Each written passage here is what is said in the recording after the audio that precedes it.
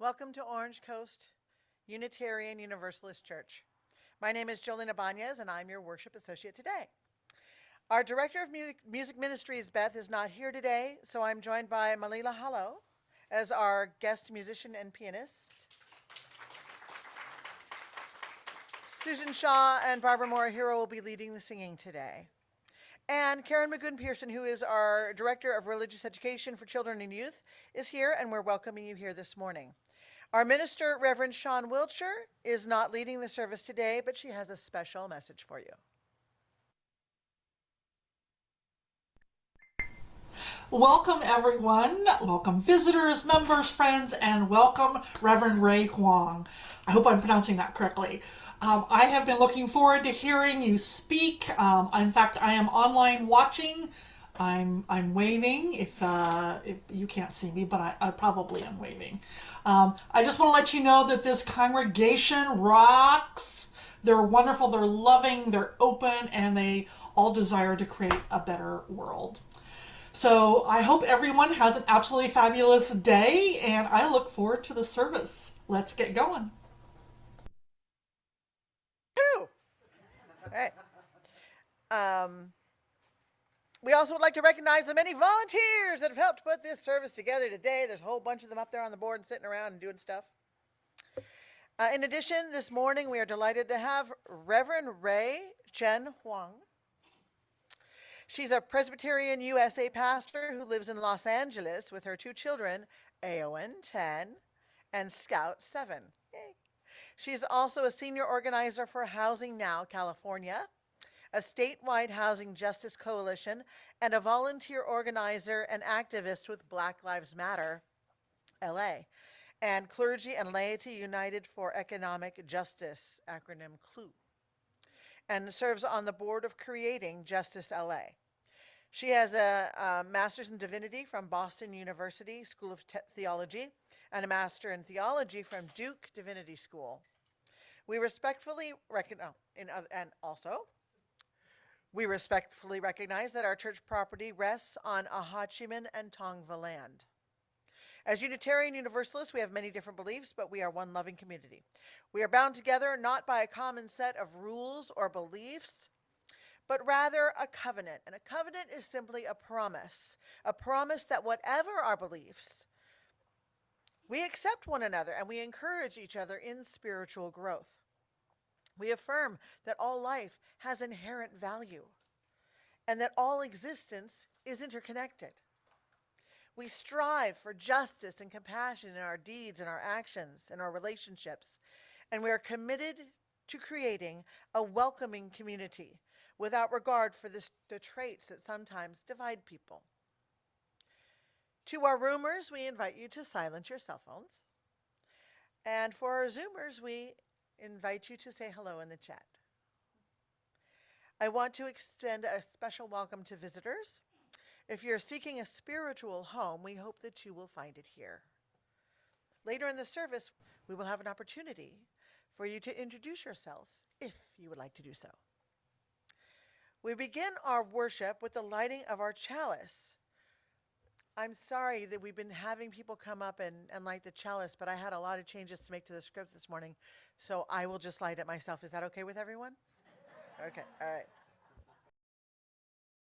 If I remember how.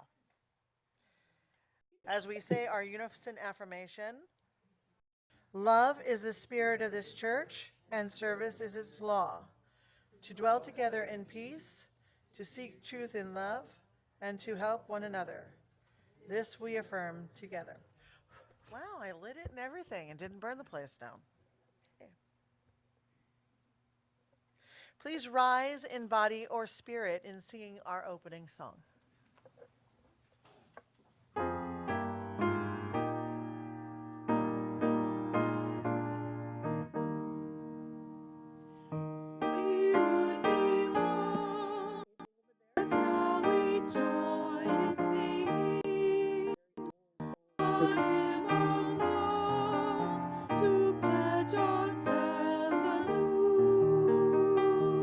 To thy cause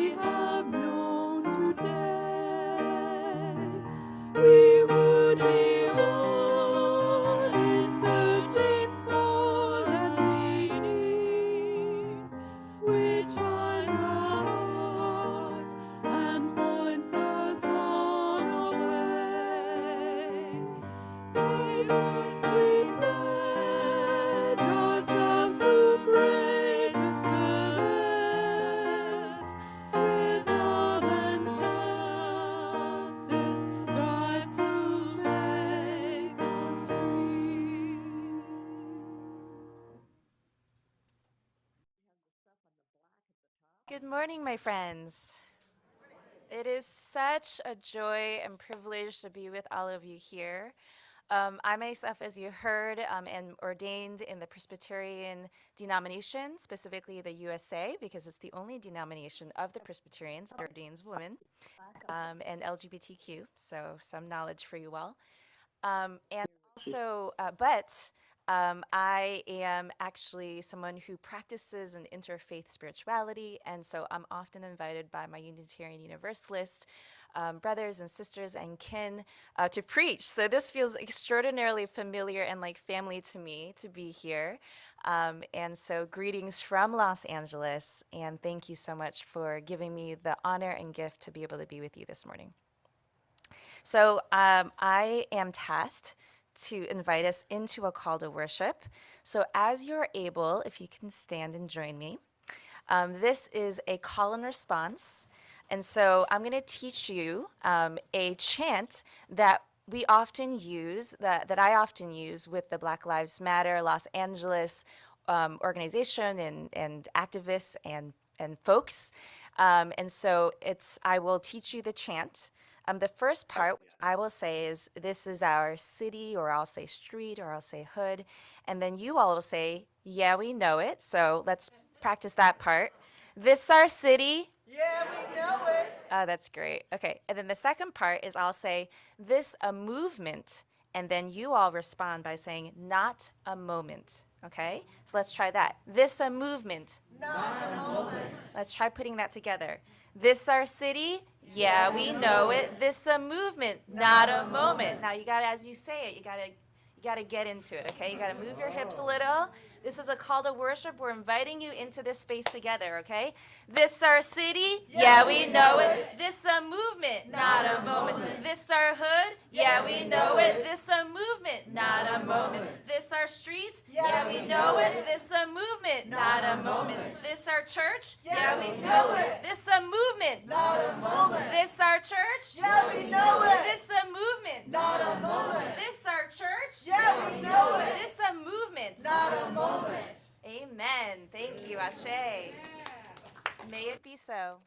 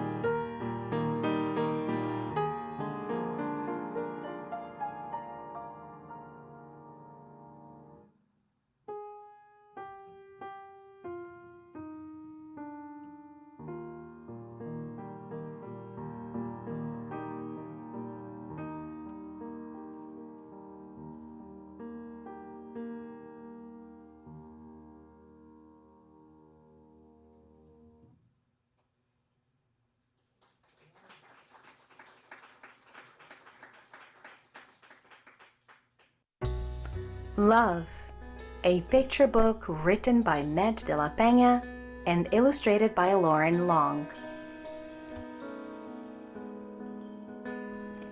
In the beginning, there is light, and two wide-eyed figures standing near the foot of your bed, and the sound of their voices is love.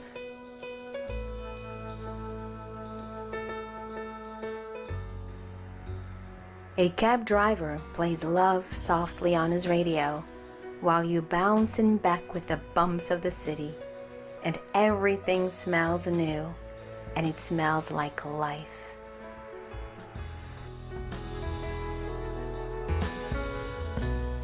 Love, too, is the smell of crashing waves, and the train whistling blindly in the distance, and each night the sky above your trailer turns the color of love.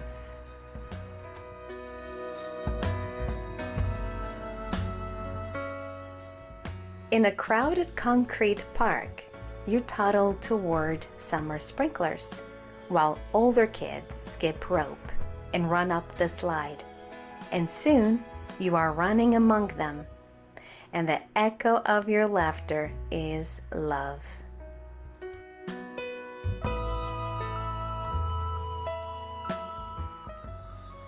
On the night the fire alarm blares, you're pulled from sleep and whisked into the street, where a quiet old lady is pointing to the sky. Stars shine long after they've flamed out, she tells you. And the shine they shine with is love.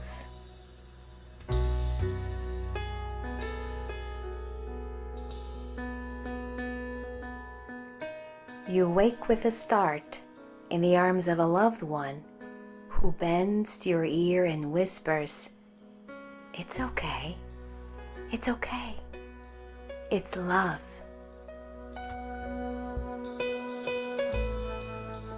And in time you learn to recognize a love overlooked.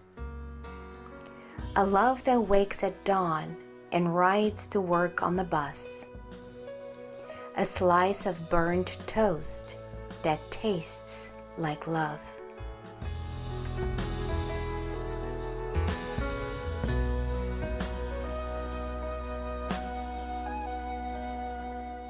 And it's love in each deep crease of your grandfather's face as he lowers himself onto an overturned bucket to fish.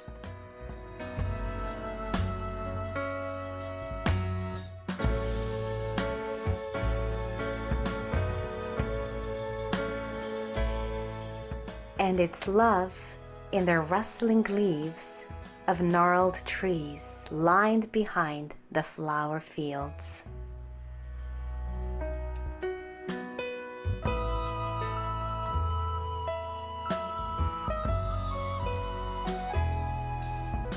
And it's love in the made-up stories your uncles tell in the backyard between wild horseshoe throws.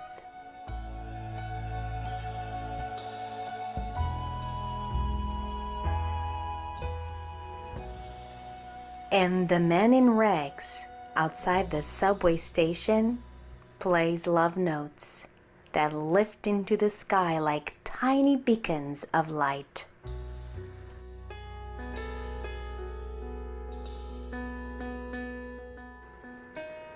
And the face staring back in the bathroom mirror, this too is love.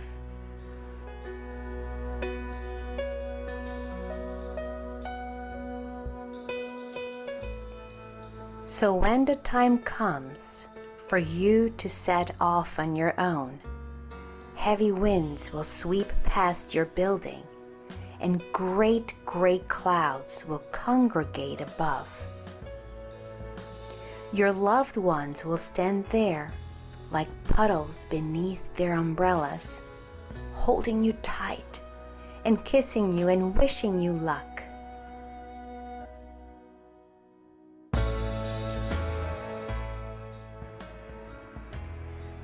But it won't be luck you leave with. Because you'll have love. You'll have love, love, love.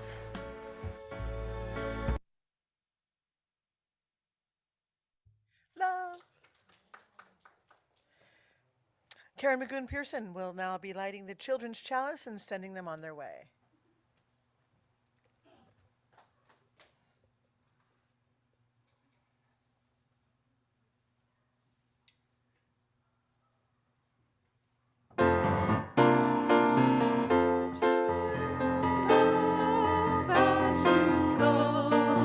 As you go, may your heart be at peace. As you go, to nurture the spark of your precious life. Behold you in our love as you go.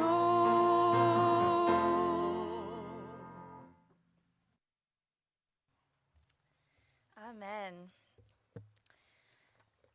Today's reading it comes from Dr. King's last speech in Memphis when he was speaking to sanitation workers on strike for better working conditions. This was the day before he was assassinated. And you might recognize the speech because it's from I've Been to the Mountaintop. During that speech, he said this.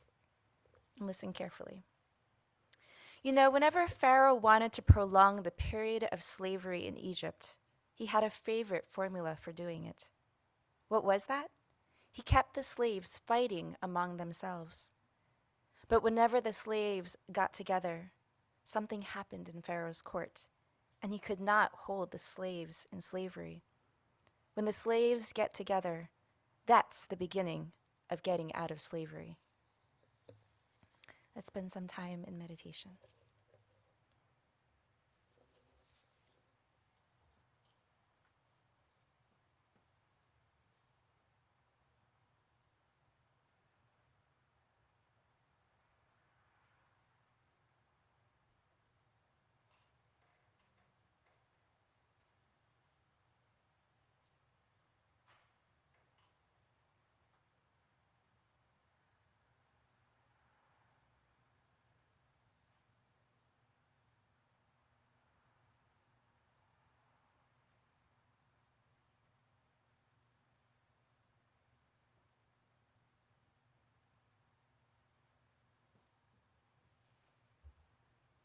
May it be so.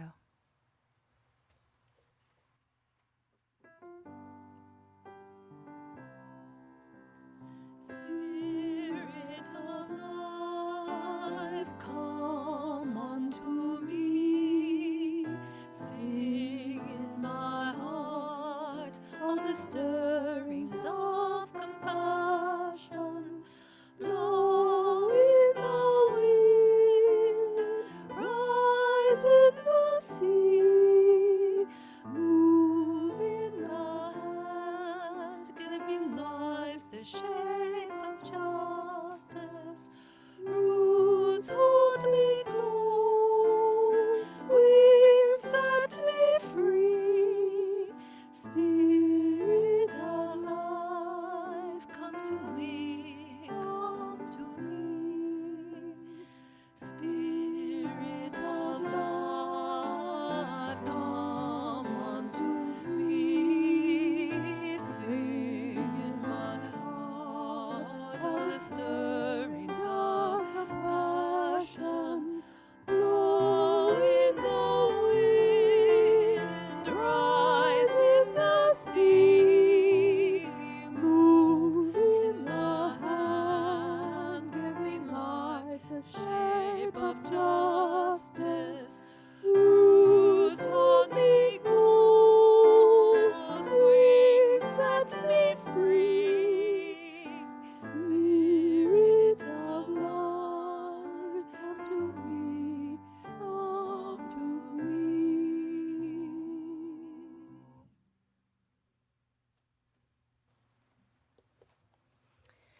Now, I have to admit, my job as a preacher has gotten significantly harder since the elections in 2016, and then most certainly since 2020.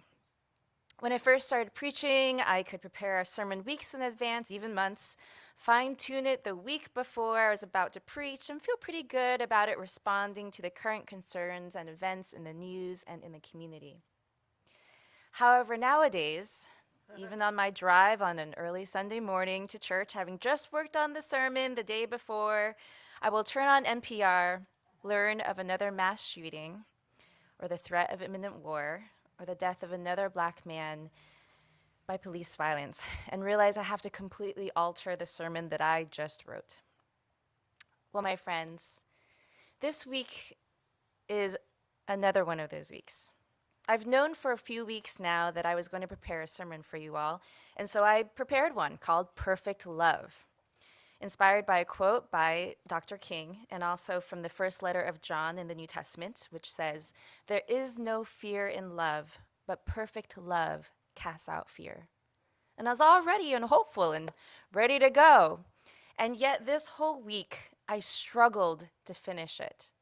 I struggled to figure out the right words because my heart just wasn't there. As you've heard, I am a community organizer. That's what I do in my day job, as I like to say. And part of my job is to stay on top of the news. But the truth is, I actually rarely read the news. It's a problem that I need to get over. And the reason why, and perhaps some of you might relate, is because I'm just so triggered and emotionally laden to want to have to read the news every day, to hear more about turmoil and war and disease and violence.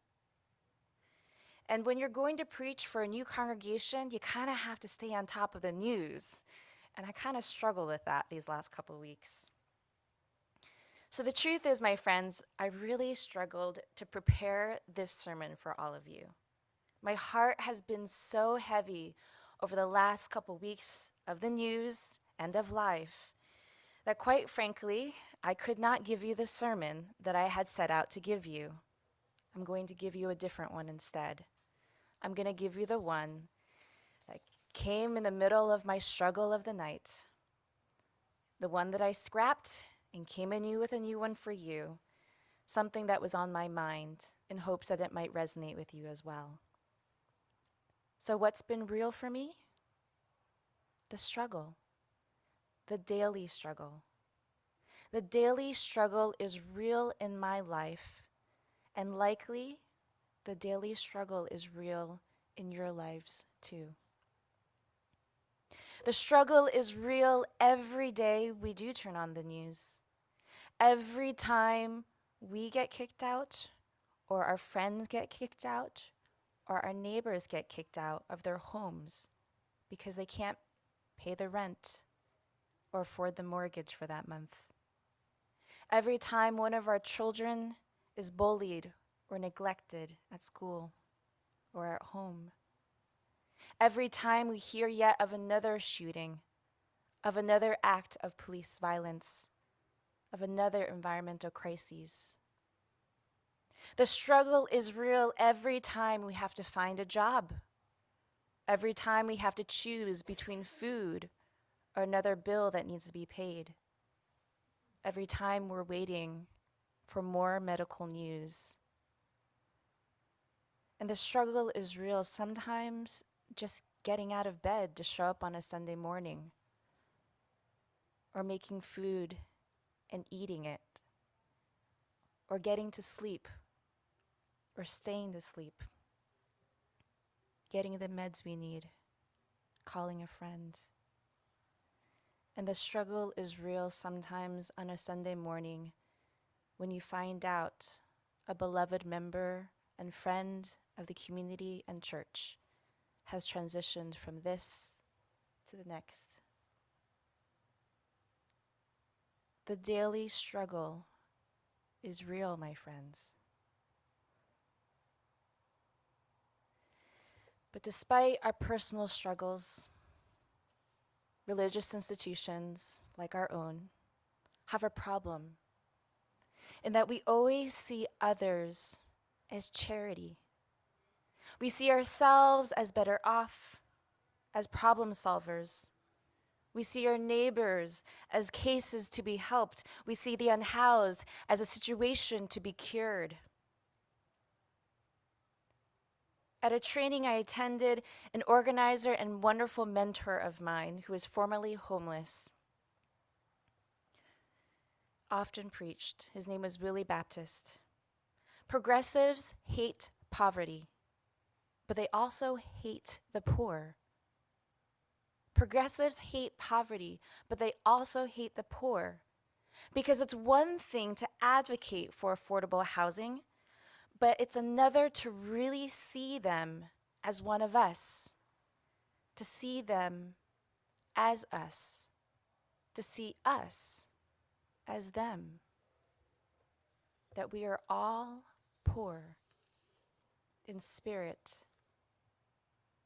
The reality is that in whatever ways we might differ in our life situation, our income, our race, our housing status, our past, our health, our politics, our beliefs, our ethics, in whatever ways that we may differ in these ways, there is one thing we all have in common: that we are united in our suffering. Suffering does not discriminate. Suffering does not differentiate. Suffering is a part of being human. Why we suffer is an age-old question, as old as our human race. In the book of Job, a philosophical story in the Hebrew Bible, Job wondered aloud with his friends after he lost everything: his family, his possessions, his home, his children. Why would God cause such great suffering? Even Jesus wondered aloud on the cross in hopeless despair. G.K. Chesterton, an author, writes in Orthodoxy, "When the world shook and the sun was wiped out of heaven, it was not at the crucifixion, but at the cry from the cross, Eloi, Eloi, lema sabachthani," which meant, my God, why have you forsaken me?" Jesus cried out. The cry which confessed that God was forsaken of God, God's self, in which God seemed for an instant to be an atheist himself. Eloi, Eloi, lema sabachthani, my God, why have you forsaken me? In the season of our lives, in our nation, and in this world, we are all asking, will things ever change? As we turn on the news, as we hear from friends and family, as we look at our own fears, depressions, anxieties, and challenges, we wonder to ourselves, is this ever going to end? Is it ever going to get better? Is there hope for real happiness and liberation and joy once more or ever? The lie that we tell ourselves is that our suffering is justified. Our suffering is deserved. The lie that we tell ourselves is that our struggles are our weakness. Our struggles are our sickness. Our struggles is our disease. But the truth is, my friends, the truth I want you to know this morning is that our struggle is our school. Our struggle is our teacher. Our struggle is our strength. And our struggle will be our freedom. Zen Buddhist Thich Nhat Hanh writes in No Mud, No Lotus, "If you know how to make good use of mud, you can grow beautiful lotuses. If you know how to make good use of suffering, you can produce happiness." For Han, just as there can be no light without darkness, likewise there can be no lotus without mud, no life without death, no growth without struggle, no joy without suffering and struggle. Mud, the death and decay of past flowers is necessary to grow new life and create new possibilities.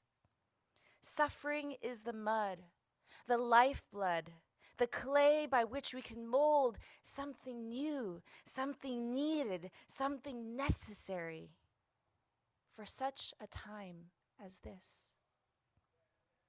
Struggle is our teacher, the tools and the wisdom by which our strength, strategy, and courage is fashioned. Friends, our struggle is our school. Our struggle is our teacher. Our struggle will be our strength, will be our freedom. At a press conference held at the LA Islamic Center following the Supreme Court's decision to uphold the Muslim ban, remember that, my friends? My friend, comrade, and seminarian professor Rabbi Aryeh Cohen preached, "Your suffering is found in my suffering, and my suffering is found in your suffering. And your freedom is bound in my freedom, and my freedom is bound in your freedom." I am a Presbyterian pastor, and I love to preach the good news. That's what we do. But the good news this morning is not that Christ has risen. The good news this morning is that we rise together. For if we suffer together, then surely our freedom and liberation is found together. If we struggle together, surely our liberation is bound together. Your suffering is found in my suffering, and my suffering is found in your suffering. Your freedom is bound in my freedom, and my freedom is bound in your freedom.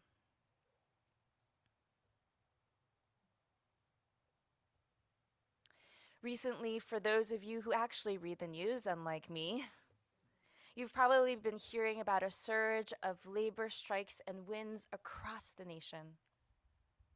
From the first Amazon warehouse to unionized last spring in Staten Island, to statewide UC worker strikes for housing wages and childcare, to a powerful surge of organizing by Amazon workers across the world now, most recently in the UK last week. These are labor fights we're actually hearing in the news, let alone the ones that are happening next door to you here in Orange County. As my brother Joseph Williams from Black Lives Matter often leads us in chant, the one that you all chanted with me this morning. This our city, yeah, we know it. This a movement, not a moment. This our church, yeah, we know it. This a movement, not a moment. My friends, this is a movement, not a moment. Many who are not part of a labor union do not realize the significance of these wins over the last year and years and weeks to come. Did you know that the labor movement is what gained us weekends, the 40-hour week, paid leave, and family leave, just to name a few?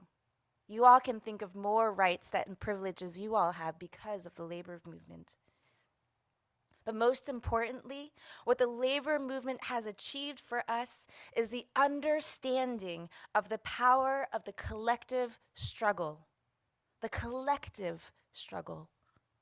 A power that comes when people unite and see each other as empowered equals, that we are in it together. For my suffering is your suffering, and your suffering is my suffering. And my liberation is bound in your liberation, and your liberation is bound in my liberation. The power that comes when we fight not only for the freedoms of ourselves, the freedom of one labor union, but the freedoms for all of us. All of us. All of us. So that we can live with freedom and joy and happiness and liberty for the collective whole. In 1830, hundreds of mill factory women, in 1830, my friends, hundreds of mill factory women working in unhealthy working conditions in Lowell, Massachusetts, rose up, gathered together, and started the first union of working women in America, even before women could vote. 1830. In 1881, thousands of free black laundresses in Atlanta, Georgia, organized a strike, gaining the support of the whole city to fight slave wages. 1881. They won an astounding victory. In 1909, 8,000 steel workers in McKees Rock, Pennsylvania, all from 16 different nationalities, speaking 9 different languages, were sick of being exploited, sick of bearing their own. They were dying to work. They were dying in their jobs. Joining together with the support of thousands of other workers, they went on strike and changed the course of labor rights in America.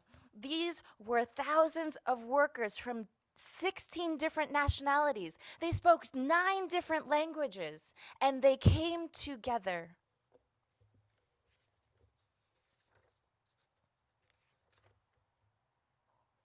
On February 12, 1968, some 1,300 black men walked away from their jobs, picking up garbage for the city. Echo Cole, 36, and Robert Walker, 30, had been crushed to death by a defective packing mechanism on a truck in a city that refused to spend the money to update its equipment, leaving their families with no insurance or even workman's compensation. They worked in filth, these workers. They had nowhere to clean up, suffered terrible injuries, and were treated by whites as boys, almost as servants during slavery times, all for minimum wages. Working full-time jobs, black sanitation workers lived in poverty and could not adequately feed their families. They felt union rights and recognition dues check off, and some degree of job security provided the only solution, but the city's conservative white mayor, Henry Loeb, refused to even consider it. The black community, black ministers, and black churches took up the cause of these black workers. They had mass meetings every night, daily picket lines and marches, and a boycott of downtown stores led primarily by women, students, and men and women from various industries and walks of life came together to battle for union recognition. It was here that they invited Dr. King to come and speak to them. It was here that you have that speech that I read from earlier today in our meditation. That was the last speech that Dr. King ever gave. Your suffering is found in my suffering, and my suffering is found in your suffering. Your freedom is bound in my freedom, and my freedom is bound in your freedom. 2 weeks ago, I stood on the streets at the corner of Lincoln and Venice in Venice, Los Angeles, to join with 100 other Black Lives Matter activists, neighbors, and clergy persons to stand together to fight and remember the name of Tyree Nichols, to fight and remember the name of Keenan Anderson, black men who died at the hands of police violence, who called out for help during a traffic stop and instead were killed. And so we joined together to say, police, you do not belong in the traffic. We need safety on our streets. We need safety for our black brothers and sisters, for all of us, because your suffering is found in my suffering, and my suffering is found in your suffering, and your freedom is found in my freedom, and my freedom is found in your freedom. In Dr. King's last speech in Memphis, he said this: "You know, whenever Pharaoh wanted to prolong the period of slavery in Egypt, he had a favorite formula for doing it. What was that? He kept the slaves fighting among themselves. But whenever the slaves get together, something happens in Pharaoh's court, and he cannot hold the slaves in slavery. Oh no, when the slaves get together, that's the beginning of getting out of slavery. Pharaoh better watch out, because the people are getting together again, and so is the church. May it be so."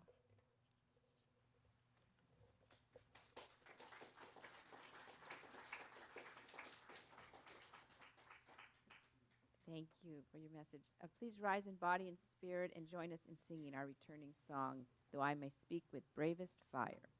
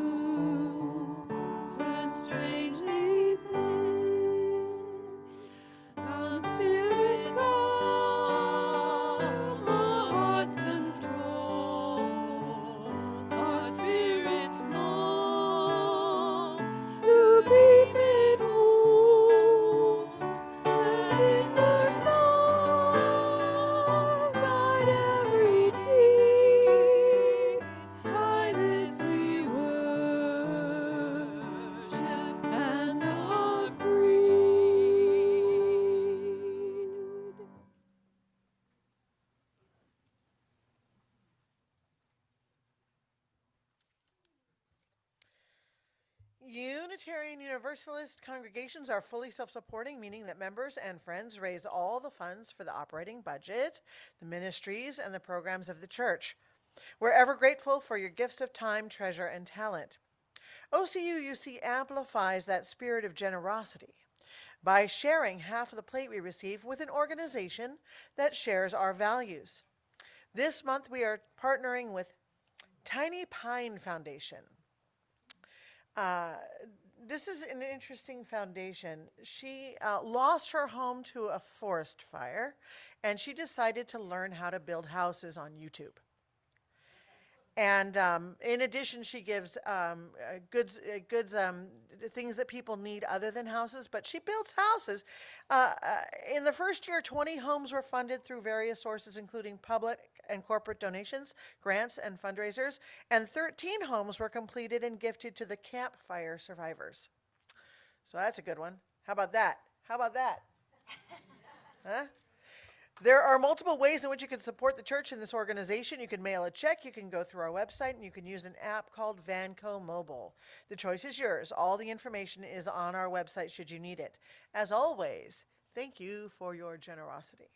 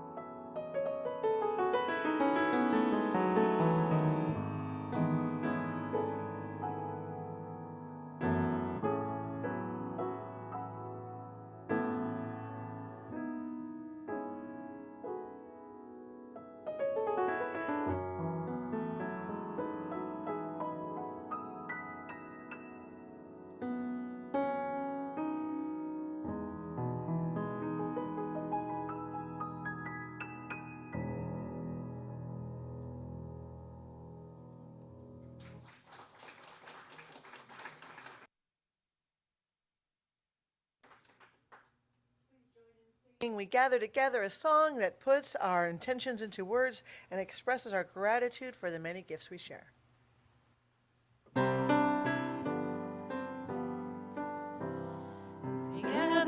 Together we gather as one, with peace, love, and justice for everyone. We give from our hearts to show that we care. We can change lives with what we share.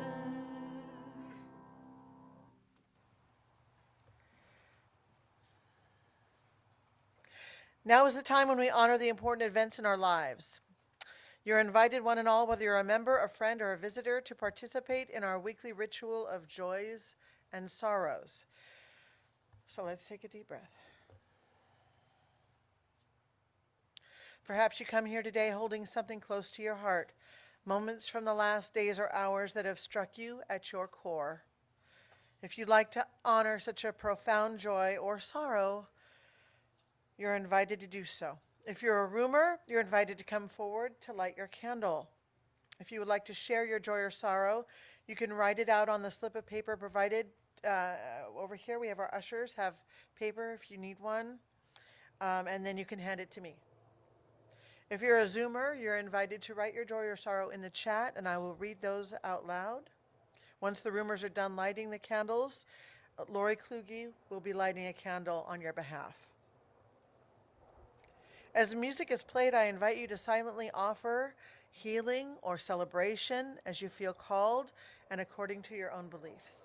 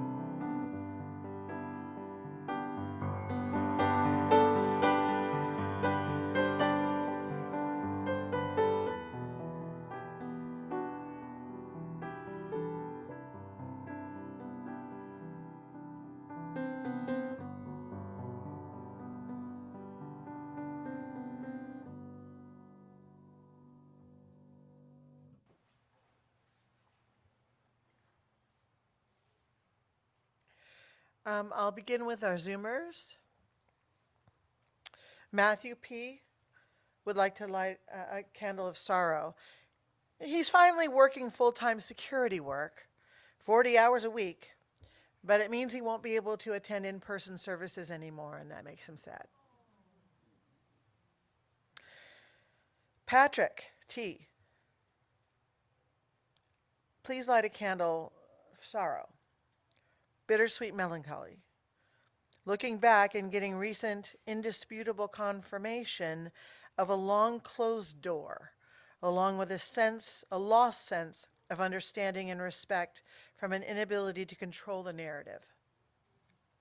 great renewed sense of marginalization, heartbrokenness, general loneliness, deficit. Patrick. Marcia H. I attended a memorial service yesterday at the UU Church of Anaheim, led by Reverend Raina Hamre. The service was for a longtime friend, David Chittenden, who was a well-known storyteller in OC. He has spoken at our church. I'll check again just in case someone is still typing.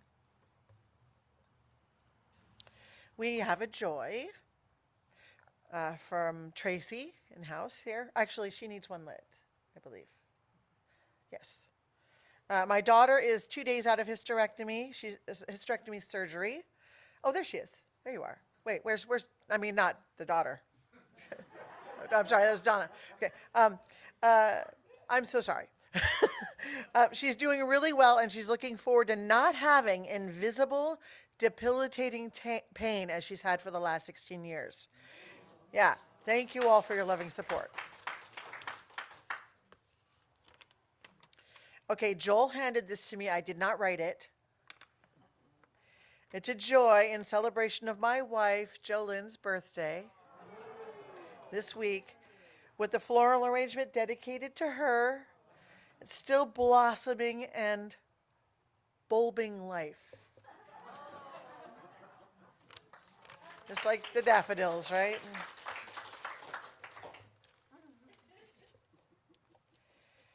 Okay, this one, I'm going to try and get through it. It is with great sadness, this is from Reverend Sean. It is with great sadness that I let you know of the passing of Mark Renshaw this morning.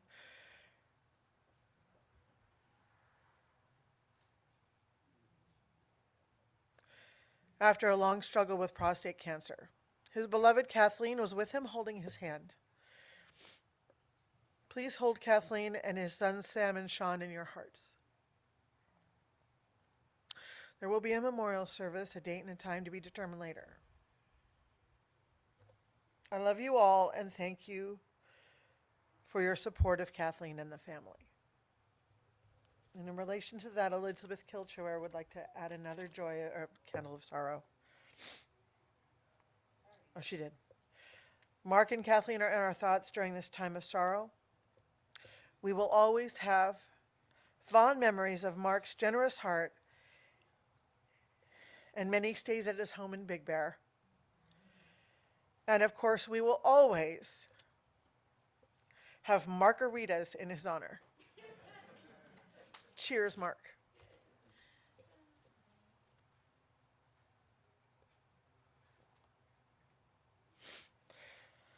Let us hold in love all the joys and celebrations and all the hurts and sadness, both spoken and silent.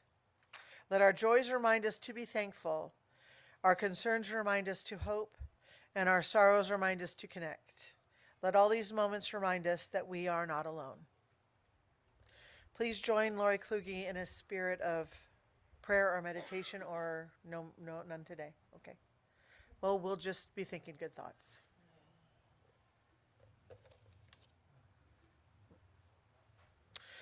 Then we will extinguish our chalice.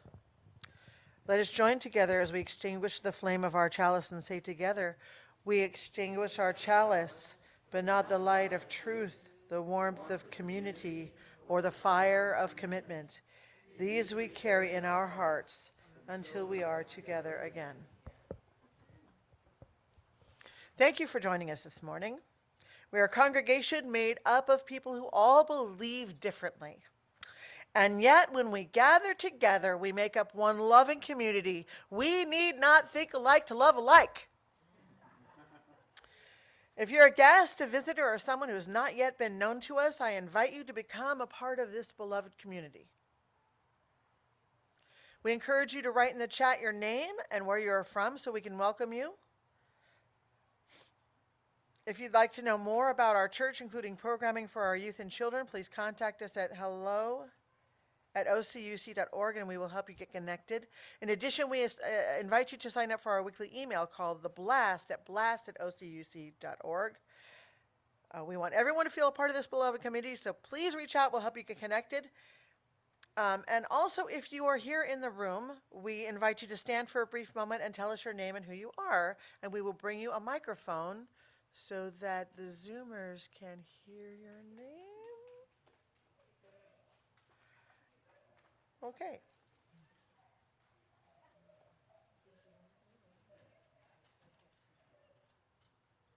I do have an update here from Barbara Schilling regarding joys and sorrows, if you'll indulge me for a moment.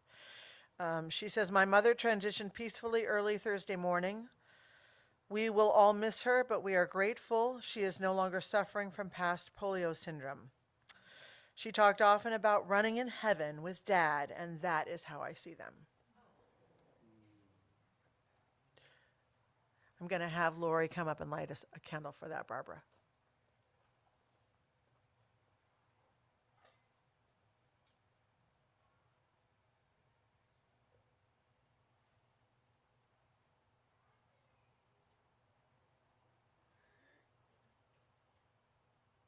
Thank you. Now we go on to announcements. I think I already covered that. It's hello at ocuuc.org. We have the Agnostic Humanist and Atheist group today. We have a Meet the Minister lunch, a newcomer orientation coming up. So anybody who's in Zoom land today, but you are a newcomer and you want to meet up with Reverend Sean, that is the time to do so. And we also have, back by popular demand, we have more bread for sale from our Afghani family. We had such a demand last week that Paula is bringing twice as much this week. Thank you all for your support and for the support of the Cozy family. Yay.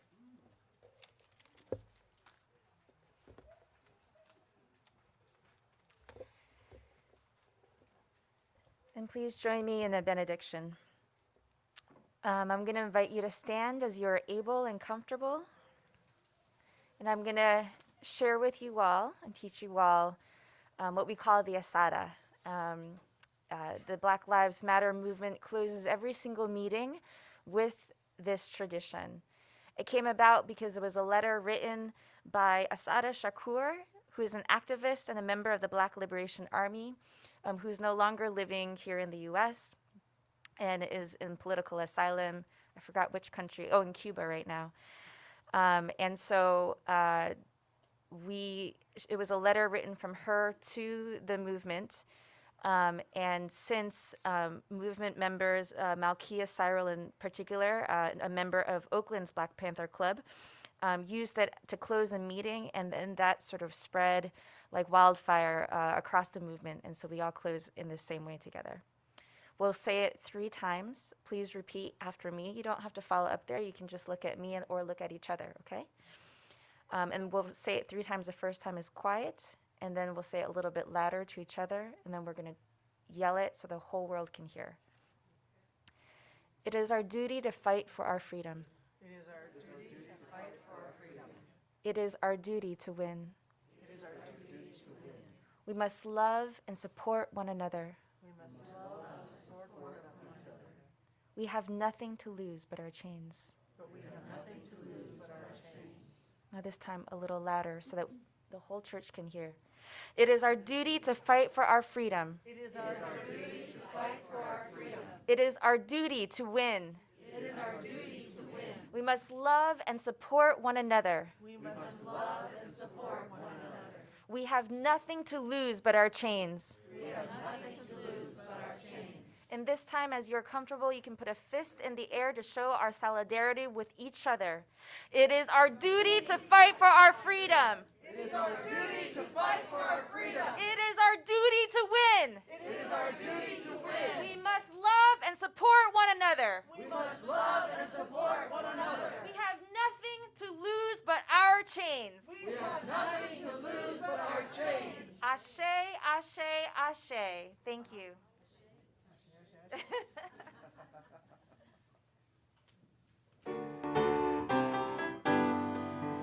Let us go out and all do our part. Let us go out, bring joy to each heart. Let us go out